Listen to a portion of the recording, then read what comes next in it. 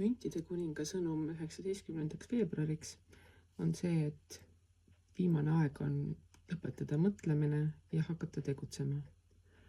Sa oled läbinud kõikvõimalikud koolid, sa oled läbinud kõikvõimalikud katsumused, sa oled omandanud oskused, teadmised, nii et praegu ei ole mitte mingisugust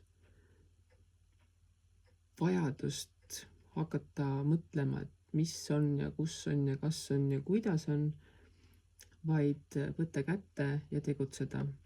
Ükskõik, mida sa puutud, muutub kullaks, ehk et võtta kätte töö, see läheb rudinal, võtta kätte vastutus oma tervise eest, see läheb korda, mida iganes sa otsustad, et on vaja teha, sellega sa saad hakkama. Nii et ära enam mõtle, vaid tegutse.